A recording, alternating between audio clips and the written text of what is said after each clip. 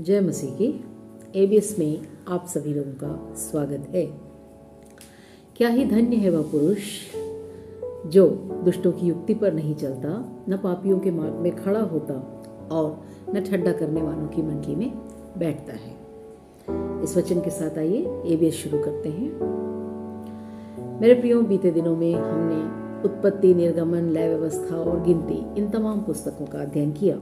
आज हम व्यवस्था विवरण से पढ़ेंगे। जैसे कि इसके नाम से ही मालूम है, व्यवस्था विवरण, व्यवस्था का या व्यवस्थाओं का विवरण। बीते पुस्तकों में हमने परमेश्वर के द्वारा दी गई आज्ञाओं का, परमेश्वर के द्वारा दिए गए नियमों का, परमेश्वर के द्वारा दिए गए निर्देशों का या परमेश्वर की बातों का, आज्ञाओं का पूरा अध्ययन कर चुके हैं। तो यहाँ पर उसे एक बार फिर से बताया गया है। अर्थात व्यवस्था विवरण में हम उन्हीं बातों को एक बार फिर से पढ़ने वाले हैं। इसे इंग्लिश में ड्यूटरोनोमी कहा जाता है। Due plus ट्रोनोमी। ड्यू का अर्थ है दो, दूसरा या सेकंड, तो इसे सेकंड लॉ या रिपीटेड लॉ भी कहते हैं। तो जो लॉ पहले से दिया जा चुका है उसी को एक बार फिर से कहा जा रहा है। तो आप सोचेंगे कि ऐसा क्यों, क्योंकि हम पहले ही पढ़ चुके हैं तो इसे दोबारा पढ़ने की आवश्यकता क्या है। मेरे प्रियो, जब पहले इस नियम को दिया गया था, इन आज्ञाओं को दी गई थी इस्राएलियों को, तब जनरेशन में उस समय जो व्यक्ति थे वो अब इस समय मिस्र से निकलते समय जो व्यक्ति थे वो नहीं है जो कनान में जाते समय हैं। उनके बेटे या उनके पोते ये हैं जो कि कनान में जाने वाले हैं। तो इन लोगों को इनके पूर्वज इन नियमों के बारे में बताए होंगे, सिखाए होंगे, लेकिन कोई भी इन्हें डायरेक्ट इन नियमों के बारे में नहीं सिखाया या बताया है। तो परमेश्वर ने मूसा से कहा कि इस जनरेशन को, इस न्यू जनरेशन को जो कि परमेश्वर के प्रॉमिस लैंड में प्रवेश करने वाले हैं, उन तमाम नियमों को, आज्ञाओं को, निर्देशों को एक बार फिर से मूसा उन्हें बताए, सिखाए, ताकि वो लोग इन नियमों का पालन करें, उसकी आज्ञाओं को माने, परमेश्वर की कल्पनाओं को माने और वो लोग आशीषित रह सकें। व्यवस्था विवरण के इस पुस्तक के लिखे जाने का या परमेश्वर के द्वारा मूसा से कहकर इसे एक बार फिर से बताए जाने का मुख्य कारण यही है कि परमेश्वर चाहता है कि अब्राहम, इसहाक और याकूब के वंश या ये जो 12 गोत्र हैं जिसे कि इस्राएली कहा जाता है, उन्हें परमेश्वर आशीषित करे और उनके जीवन में, जैसा कि उत्पत्ति में हमने पढ़ा कि फलों फूलों और सारी पृथ्वी पर फैल जाओ। तो वो आशीष इन इस्राएलियों के जीवन में परमेश्वर देखना चाहता है और उन्हें इस प्रॉमिस लैंड में, कनान देश में, जहां पर की दूध और मधु की नदियां बहती हैं, उस जगह को, जिसे कि वास्तव में स्वर्ग का एक प्रतिरूप कहा जाता है, उस स्थान पर ये इस्राएली हमेशा बसे रहें, आनंदित रहें, आशीषित रहें, परमेश्वर का भय माने, उसकी आज्ञाओं को माने। ये परमेश्वर चाहता है। और यदि इस्राएलियों को आशीषित रहना है और उस जगह में बने रहना है, तो इसके लिए सबसे ज़्यादा जरूरी बात यह है कि वो परमेश्वर का भय माने और उसकी आज्ञाओं का, उसकी व्यवस्थाओं का पालन करे। यह तभी संभव है जबकि उन्हें वो व्यवस्थाएं मालूम हो। तो इसलिए परमेश्वर कहता है मूसा से कि एक बार फिर से तो उन्हें इस बात को बता, सिखा, समझा, ताकि वो पाप ना करें। परमेश्वर ये बात अच्छे से जानता है कि इन लोगों का स्वभाव क्या है, इनका भविष्य कैसा है, लेकिन फिर भी हमारे परमेश्वर की जो इच्छा है वो हमेशा यही रहती है कि उसके बच्चे आनंद से रहें, आशीष से रहें और गलतियों को ना करें। तो अपने उसी मन के अनुसार परमेश्वर मूसा को यह आज्ञा देता है। अब जो एक और बात है वो ये है कि जैसा कि हमने बीते दिनों में पढ़ा कि मूसा की मृत्यु के बारे में परमेश्वर कह चुका है। अर्थात मूसा अब थोड़े दिन का ही मेहमान है भूमि पर। तब मूसा ये चाहता है कि उसके आखिरी सांसों तक वो इन लोगों को समझा सके कि परमेश्वर तुमसे कितना प्रेम करता है, परमेश्वर तुम्हें कितना ज़्यादा आशीषित करना चाहता है। इसके लिए तुम्हें सिर्फ इतना करना है कि तुम परमेश्वर की कही हुई बातों को मानो, उसकी आज्ञाओं का पालन करो, परमेश्वर को क्रोध न दिलाओ। मेरे प्रियो, साधारण रीति में हम देखते हैं कि मरने के ठीक पहले व्यक्ति जो कहता है उसे बहुत ही ज़्यादा इम्पोर्टेंस दिया जाता है। तो मूसा भी अपने मरने के ठीक पहले जिन बातों को कहा वो है व्यवस्था विवरण की ये बातें। जहाँ तक कि मैं सोचती हूँ मूसा निर्गमन के समय से इन लोगों के स्वभाव को, इनके बात करने के तरीके को, इनके बड़बड़ाने की रीति को, इनके हर एक बातों को मूसा अच्छे से जानता है। और यहाँ तक भी वो जान जाता है कि ये लोग भी आगे जाकर पाप जरूर करेंगे, परमेश्वर को क्रोध जरूर दिलाएंगे, लेकिन फिर भी एक लास्ट अटेम्प्ट, एक बार और वो उन लोगों को बताकर चेतावनी देना चाहता है कि तुम संभल जाओ, बच्चे रहो, परमेश्वर का भय मानो, उसकी आज्ञाओं को मानो और इस देश में आशीषित रहो। यहाँ पर मूसा के द्वारा 3 संदेशों को या 3 सर्मन्स यहाँ पे मूसा के द्वारा दिया गया है। संदेश का अर्थ 3 बार वो लोगों से बातें करता है कि इन इन कार्यों को किया जाए, इन इन कार्यों को किया जाए और इन कार्यों को ना किया जाए। तो देखिए, इन सरमन को हम 3 भागों में बांट सकते हैं। जो पहला सरमन है वो है अध्याय 1 से लेकर अध्याय 4 तक। दूसरा भाग जो है वो है 5 से लेकर 28 तक। और तीसरा जो भाग है वो है 29 और 30। मेरे प्रियो, यहाँ पे जो खास बात हमें समझने की आवश्यकता है वो ये है कि मूसा चाहता है कि ये इस्राएली 3 प्रकार से कार्य करें। पहली बात, वो अपने पास्ट को देखें कि बीते दिनों में परमेश्वर कैसा विश्वस्त रहा, परमेश्वर कैसा उन्हें चलाया, परमेश्वर कैसे उन्हें चलाया, अर्थात अपने पास्ट को वो देखें। दूसरी बात जो मूसा उन्हें बताना चाहता है वो है आगे की ओर देखें, अर्थात अपने भविष्य की ओर देखें, अपने सपनों की ओर देखें। मेरे प्रियो, जो बीत चुका है उसे हम अपनी यादें कहते हैं। बीत चुका है वो सिर्फ हमारे मेमोरी में है, उसे हम स्मरण करें। दूसरा, जो कि होने वाला है, अर्थात जिसके बारे में हम सोचते हैं, हमारे सपने हैं, उसे हम भविष्य की बातों में लाते हैं। तो उसे इस्राएली अपने ड्रीम्स को याद रखें। और जो तीसरी बात है वो मूसा बताना चाहता है कि लोग ऊपर की ओर देखें, अर्थात परमेश्वर की ओर अपनी आंखों को लगाकर रखें।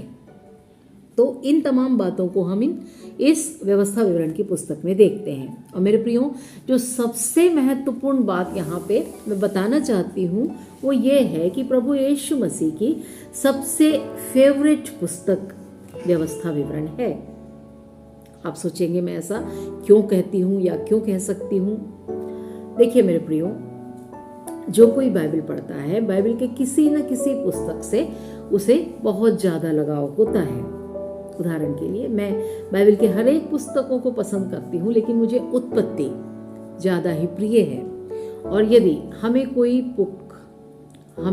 बाइबल की कोई पुस्तक ज़्यादा पसंद आती है तो हम उसे बार बार पढ़ते हैं, कई बार पढ़ते हैं। और उसके बाद हमारे बातचीत में या हमारे जब कभी हम उस चीज़ को हम कोई बात करते हैं तो उस जगह में पढ़ी हुई बातों को हम कोट करना चालू कर देते हैं। कोट करना अर्थात वहाँ पे जो हम पढ़े हैं, जैसे कि मैं उत्पत्ति पढ़ती हूँ तो जैसा पहला वचन कहता है, आदि में परमेश्वर ने आकाश और पृथ्वी की सृष्टि की, रचना की। तो मैं जब बातें करती हूँ तो कई बार इस सेंटेंस को मैं कोट करती हूँ क्योंकि मुझे उत्पत्ति पसंद है। मेरे प्रियो, प्रभु यीशु मसीह ने व्यवस्था विवरण से लगभग 10 बातों को कोट किया है, अर्थात 10 बार, लगभग 10 बार यीशु मसीह ने व्यवस्था विवरण में जिन बातों को लिखा हुआ है उन बातों को कहा है। देखिए, मुख्यतः मैं बताना चाहती हूँ कि जो चीज़ें हैं, हम पढ़ते हैं कि जब शैतान आकर यीशु मसीह की परीक्षा लेता है तो उसे जो 3 वचन यीशु मसीह कहता है, जब शैतान कहता है कि तू इस पत्थर से कह कि ये रोटी बन जाए, तो यीशु मसीह तुरंत कहता है, man shall not live by bread alone, मनुष्य रोटी के द्वारा ही सिर्फ जीवित नहीं रहेगा अपितु परमेश्वर का वचन जो उसके मुंह के द्वारा है, ऐसा कहता है। फिर शैतान उससे कहता है कि यदि तू परमेश्वर का बेटा है तो ऊपर से छलांग लगा, तुझे स्वर्गदूत पकड़ लेंगे। तुरंत यीशु मसीह कहता है, ऐसा लिखा है, अपने परमेश्वर की परीक्षा ना करना। तीसरी बार वो कहता है कि ये तमाम चीजें मैं तुझे दूंगा, तू मेरी आराधना कर। तुरंत यीशु कहता है ऐसा लिखा है कि अपने परमेश्वर यहोवा को छोड़कर किसी की आराधना न करना। ठीक इसी प्रकार से हम 10 व्यवस्थाओं के बारे में, 10 नियम के बारे में भी हम देखते हैं। उसमें से भी यीशु मसीह ने कोट किया है कि व्यभिचार न करना, हत्या न करना, चोरी न करना। और ठीक उसी प्रकार से डाइवोर्स के बारे में भी यीशु मसीह कहता है कि यदि वास्तव में डाइवोर्स करने योग्य बात है तभी डाइवोर्स किया जाए। और उसी प्रकार से यीशु मसीह ने बाइबल में एक बार और ये भी कहा है कि यदि 2 भाइयों में से पहला भाई या बड़ा भाई मर जाए और उसकी कोई संतान ना हो तो छोटा भाई बड़े भाई के लिए उस स्त्री से विवाह करे, अपनी भाभी से विवाह करे और भाई के लिए उसका जनरेशन या उसका वंश चलाने के लिए पुत्र उत्पन्न करे। तो इन तमाम बातों को जब हम पढ़ते हैं मेरे प्रिय, तो हम समझ सकते हैं कि यीशु मसीह व्यवस्था विवरण से कई बातों को कोट किया, क्योंकि यीशु मसीह इस बुक से बहुत ज्यादा प्रेम करता था। तो मेरे प्रियो, मैं ऐसा सोचती हूँ कि आपको व्यवस्था विवरण के बारे में एक रफ आइडिया मिल चुका है कि व्यवस्था विवरण क्या है, इसमें हम किन बातों को पढ़ रहे हैं, इसमें हम क्या पढ़ रहे हैं और इसे हम क्यों पढ़ रहे हैं। ओके, तो आइए अब पहले भाग की ओर चलते हैं। जैसे कि मैंने पहले ही कहा कि इसमें मूसा के 3 सरमन पाए जाते हैं। तो पहला सरमन जो कि अध्याय 1 से लेकर अध्याय 4 तक का है, इस भाग को हम देखते हैं। इन पुस्तकों में मूसा इसराइलियों से कहता है कि तुम अपने पास्ट की ओर देखो, तुम अपने भूतकाल की ओर देखो, अर्थात 38 इयर्स बैक उन लोगों को ये सेम कल्पनाएं दी गई थी।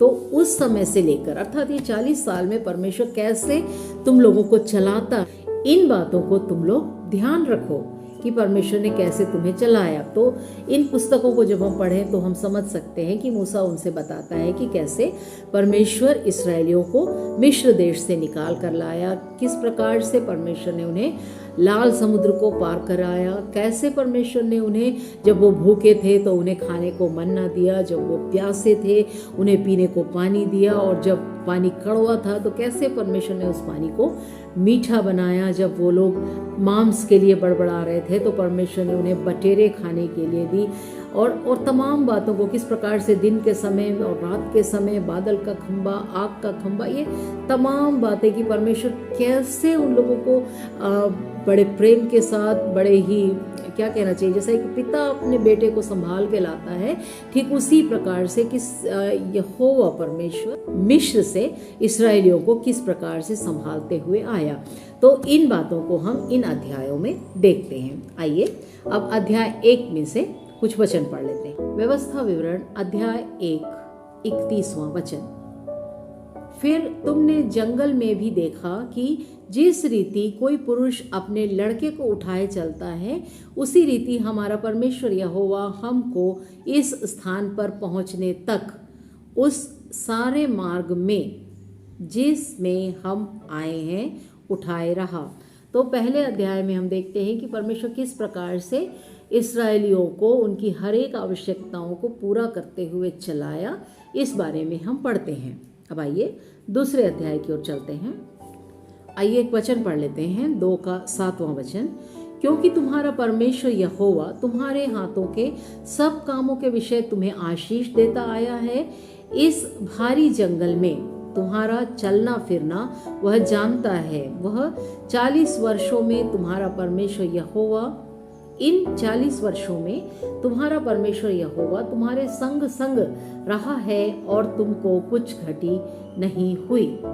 तो दूसरे अध्याय को यदि हम पढ़ें तो यहाँ पे परमेश्वर बताता है कि कैसे वो इस्राएलियों के साथ साथ रहा, और मूसा उन्हें सिखाता है, समझाता है कि कैसे एक एक जगह में जब वो हारने की अवस्था में थे, परमेश्वर ने कैसे उन्हें जीत दी, और परमेश्वर कैसे उन्हें दुश्मनों के हाथ से बचाता आया। उनके हर एक बातों में परमेश्वर ने किस प्रकार से उन्हें सफलता दी, इसके बारे में हम पढ़ते हैं। अब आइए तीसरे अध्याय की ओर चलते हैं। आइए एक वचन पढ़ लेते हैं, 3 का 18।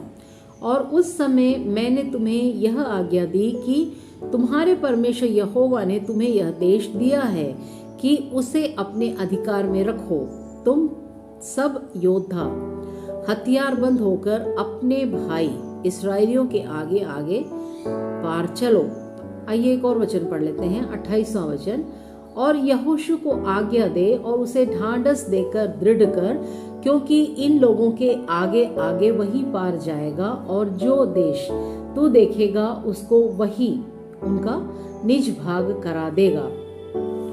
तो मेरे प्रियो, इस अध्याय को जब हम पढ़ें तो हम समझ सकते हैं कि परमेश्वर यहाँ पे मूसा से कहता है कि वो यहोशू को दृढ़ करे कि इन लोगों को, इसराइली लोगों को वो इतना ज्यादा, इसराइलियों को वो जाकर इतनी ताकत दे, इतना दृढ़ता प्रदान करे कि वो उन लोगों को ये विश्वास दिला सके कि ये जगह जो कि परमेश्वर ने उन्हें दे दी है, यहाँ पे यहोवा कहता है कि ये कनान भूमि मैंने तुम्हें दे दी है, तुम्हें सिर्फ इसे अपनाने की आवश्यकता है। परमेश्वर ने उसे पहले से ही दे दिया है इन लोगों को, लेकिन उन्हें जाकर उसे अपने हाथ में ले लेने की आवश्यकता है। तो वहाँ के लोगों को या वहाँ के बातों को या वहाँ के जो नकारात्मक चीजें हैं उन्हें देखकर इस्राएली जब डरे हुए हैं, तब परमेश्वर ये कहना चाहता है कि जब परमेश्वर यहोवा उनके साथ है तो उन्हें डरने की आवश्यकता नहीं है, क्योंकि विजय उनके साथ है।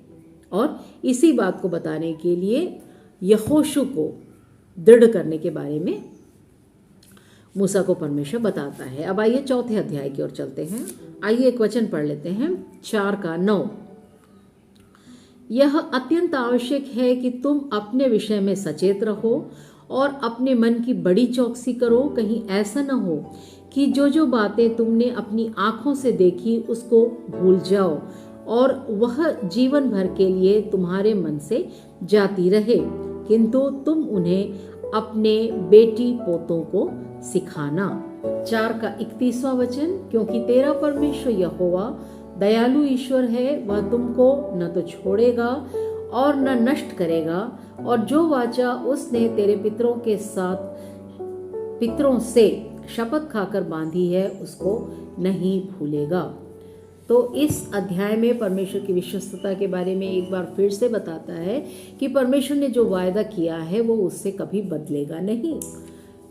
तो इस चौथे अध्याय में मूसा एक बार फिर से इस्राएलियों से कहता है कि परमेश्वर ने जो आज्ञाएं, जो व्यवस्थाएं उन्हें दी हैं, उन्हें यदि वो स्मरण रखें और परमेश्वर का भय माने, तो परमेश्वर उन्हें वो तमाम आशीषें देगा जिसे देने का वायदा परमेश्वर ने उनसे किया है। तो इस्राएलियों को सिर्फ इतना ही चाहिए कि वो परमेश्वर का भय माने, उसकी आज्ञाओं का पालन करे और परमेश्वर के बताए हुए मार्गों में चले, और इस बात पे विश्वास रखे कि परमेश्वर ने जो कुछ उन्हें देने की घोषणा की है या वायदा किया है, उन तमाम बातों को वो पूरा करेगा। तो मेरे प्रियो, ये पहले से लेकर चौथे अध्याय तक हम इतनी बातों को देखते हैं, जिसका कि मूल सार यही है कि इस्राएली जाने कि परमेश्वर ने उन्हें क्या क्या आशीषें दी है और वे परमेश्वर का भय मानते हुए आगे बढ़े और परमेश्वर के आशीषों को प्राप्त करें। तो आज के लिए इतना ही। परमेश्वर आप सबों को आशीष देवे। जय मसीह।